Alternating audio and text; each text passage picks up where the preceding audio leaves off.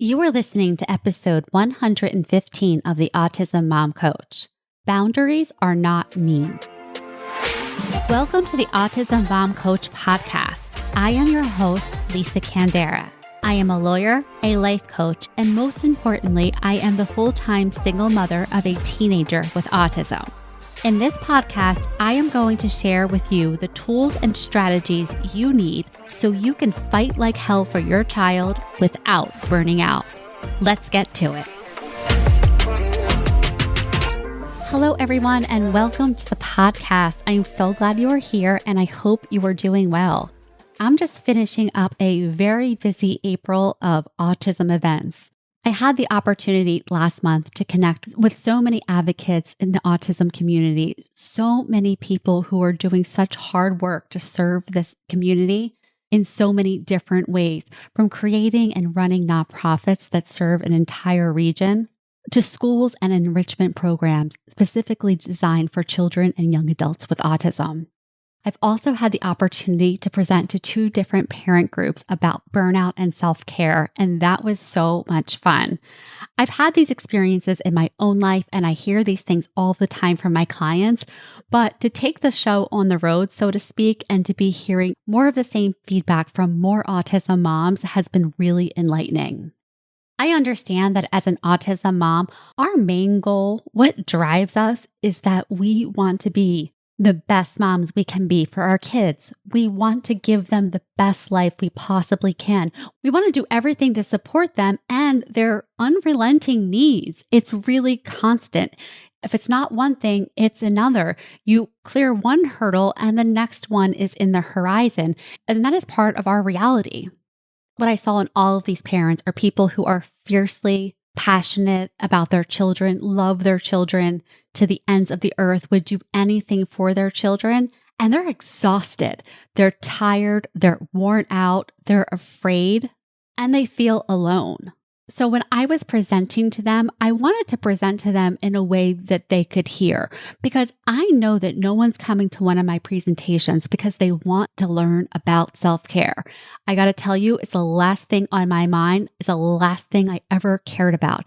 I only cared about helping my son, truly. And even to this day, that is my goal. I want to be able to sustain my level of advocacy so that I can do what I do for him for as long as I'm alive.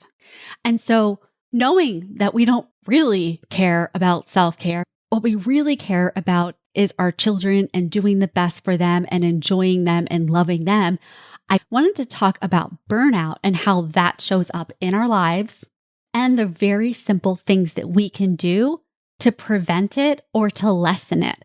And really in this presentation, I wanted to show these parents all the simple things that they can do, the things that don't take much time, the things that take no money at all to move the needle for both them and their child. Because all of the things that I was recommending to them, they're for our kids. It's so we can show up as the best versions of ourselves for our kids and also model to them how to deal with adversity, how to manage their own behaviors, how to respect other people's time and space, all of those things that are important to them in their life and as they grow. So one of the things that I talked to these parents about were boundaries. Boundaries are not mean, and that was news to me, truly. I always thought of boundaries as a consequence for someone doing something you didn't want them to do. And actually, that's not a boundary at all. That's an ultimatum. An ultimatum about trying to control other people and what they do and don't do, and then giving them like a pretty harsh consequence. That's not what a boundary is. A boundary is a clear and firm and respectful statement that communicates what you will or will not tolerate or what your expectations are. Boundaries are a way of protecting our emotional and mental well-being, and they're also a way of strengthening our relationships with the people in our lives. Because those of us who don't have boundaries know this, you become resentful of the very people that you are doing all the things for. You're not saying no. So in all of your efforts to please them, you actually end up resenting them. And this includes our children. So I'm just going to talk a little bit more about what boundaries are, and then I'm going to talk about why they are so important for autism moms. If we want to be the best moms that we can be, if we want to show up for our children at the highest level. So first, boundaries are about what you will do in any given situation to protect your well-being. They're not about controlling other people or their behaviors or their choices. So for example, if you yell, I will hang up the phone. If you become aggressive, I will call 911. During work hours, I will not respond to text messages. So if you text me during work hours, I will not respond. Boundaries can be physical, they can be emotional, and they can be time-based. Examples would include not accepting phone calls after a certain time, asking people not to comment on your child's weight gain on meds, asking people not to offer you any more sleep suggestions. Those are examples of boundaries. Now, here's the thing. Boundaries don't need to be communicated to other people. You don't have to go into the room and announce to your child or to the public what your boundaries are. The point about the boundary is you know what it is. So I have a boundary. If a person were to hit me, I would call the police. I don't go around announcing that. I have a boundary that if people are smoking in or around the outside of a restaurant when it's open during the summer, I won't eat outside. I don't want to be around the smoke. They can do what they want to do. It's not about me controlling them, but it's about me deciding what I will and won't tolerate and where I will and won't go based on that. Boundaries come with consequences that we enact, such as ending a conversation or leaving a room or not answering a phone. And the key to boundaries is consistency and following through. Because the boundary doesn't exist unless we enforce it. The idea that I have a boundary and other people aren't respecting it isn't a thing. The boundary is ours and it's ours to respect by enforcing it. Boundaries are not harsh. Boundaries are not in your face, gotchas, nothing. Boundaries are just about us honoring our own needs, our own choices, our own values. They are set out of love for us and love for the other person. So let's talk about why boundaries are particularly important for autism moms and for our children. First, as the parents, as the caregivers to a person with autism, it's really easy for our lives to become hijacked by autism and our child's needs. Parenting a child with autism is very demanding on so many levels. And without creating boundaries, it would just be really easy or really inevitable that our kids' needs would just engulf our entire lives. And so what does that mean? Their needs engulf our entire lives. There's no line between where they end and we begin. And that is a recipe for burnout, for irritability, for resentment, for diminished capacity to manage the day to day. And also, when we're not creating boundaries for our children, well, they don't learn to respect boundaries. They don't learn the line between them and between us. And as a result, there's a lot of enmeshment that can happen. I know this because this was me for years. I did not have boundaries when it came to Ben. From the time he was little, 3 years old, when he would cry, when he would be upset, he would come run over to my lap and he would pull at my hair just very gently, almost like he was petting my hair. And I let him every single time. I knew that I needed to let him learn how to self-soothe, but one, I really liked the idea that I could help him because I felt very helpless at the time, very powerless to help him. So if this one thing was soothing to him, I was going to let him do it. And I was afraid of letting him cry it out. It created so much anxiety for me that I'd rather avoid it. So I let this go on longer than I would have liked. Now, I'm not trying to judge myself in hindsight, and I don't want you to do that either. I had reasons for why I allowed that to go on, and part of it is just being busy and tired. Sometimes we do take the easier way out. I also viewed letting my kid cry it out as mean on some level. It really hurt my heart to let him cry it out when I could just soothe him myself. But still, that was an opportunity for a really small boundary, right? If you're dysregulated, I will self-soothe with you for like 1 minute or 2 minutes, but then I'm going to let you, have the rest of the time to work it out yourself. That was never me for years. I was always in the room with my son. I was always trying to work it out with him. I was always trying to comfort him. I was over talking a lot. I never just walked out and let him have it. I never walked out and just let him have his fit, let him have his meltdown, and let him get over it. And the consequence of that to me was a lot of stress, of feeling very responsible for my son's emotions. And the consequence to him is that he came to rely on me to fix his emotions. And this backfired big time in my face as his anxiety began to peak in his tween years. And he fully expected me to fix this because in the past I had found a way to soothe him, to fix it, to convince him of whatever it was so that the crying or the meltdown would stop. Boundaries are also so important for our children because they create safety. They create predictability. They create a container in which they live. And so if they know the boundaries very clearly, they might not like them, but there is comfort in knowing what the boundaries are. And I found that with my son as I began to create and enforce the boundaries over and over and over again, behaviors changed. And doing this with a 13-year-old was not fun. I have to tell you, I really wish I had done it with my 5, 6, or 7-year-old. I didn't. The issues were bigger and the boundaries had to be bigger. For instance, if you hit yourself, I will walk out of the room. Now, this was when I understood that my son was hitting himself to get my attention because it horrified me and it got my attention.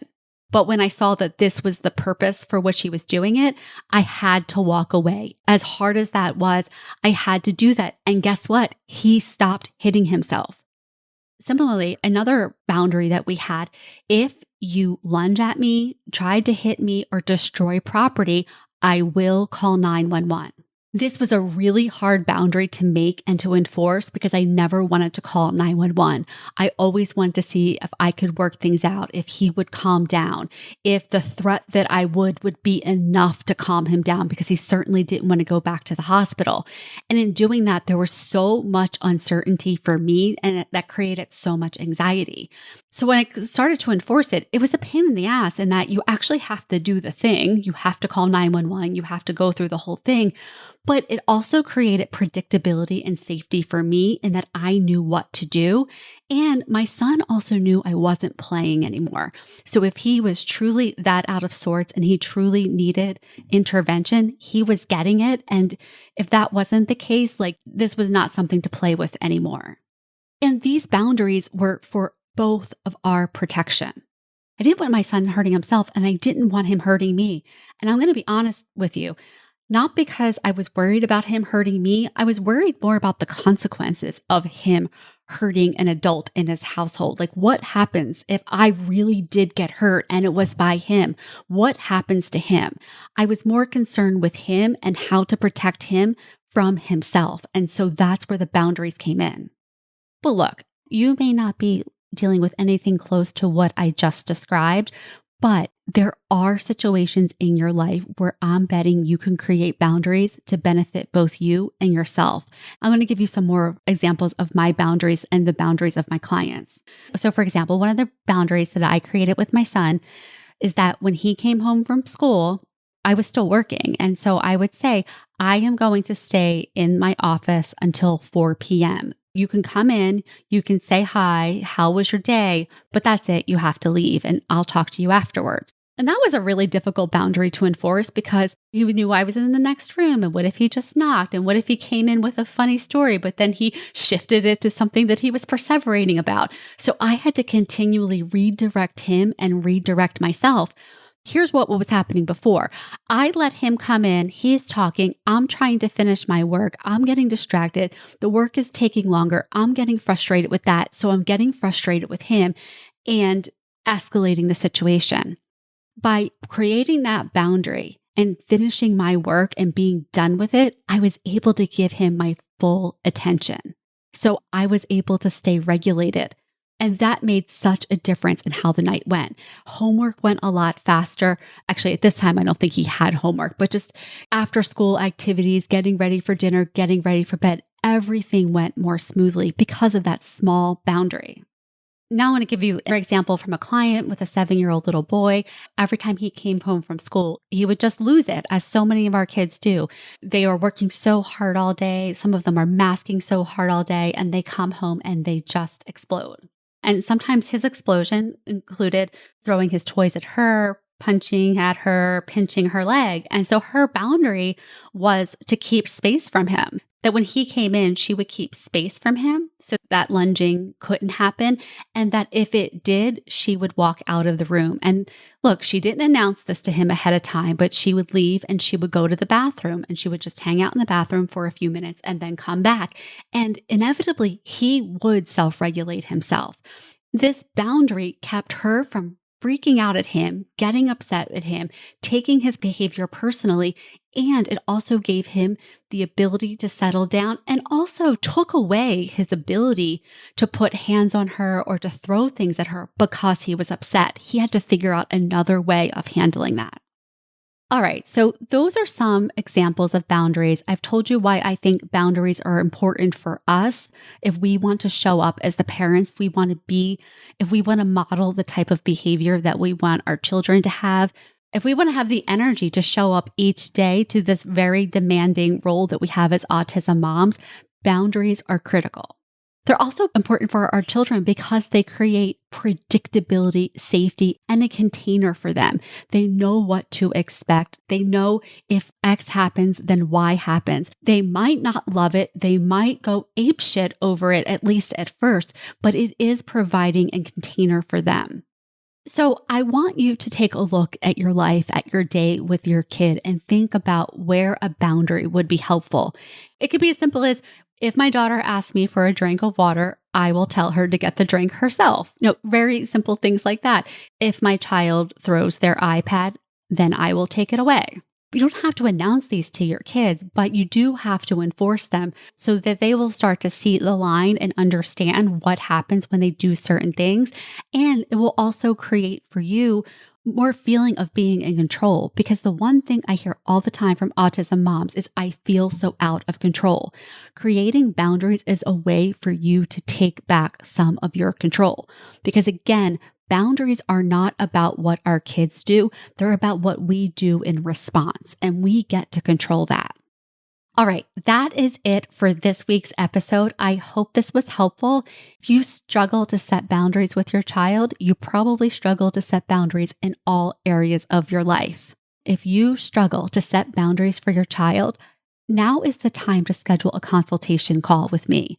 There's going to be a lot of time with us and our kids, and now is the perfect time to start to learn how to create boundaries and enforce them.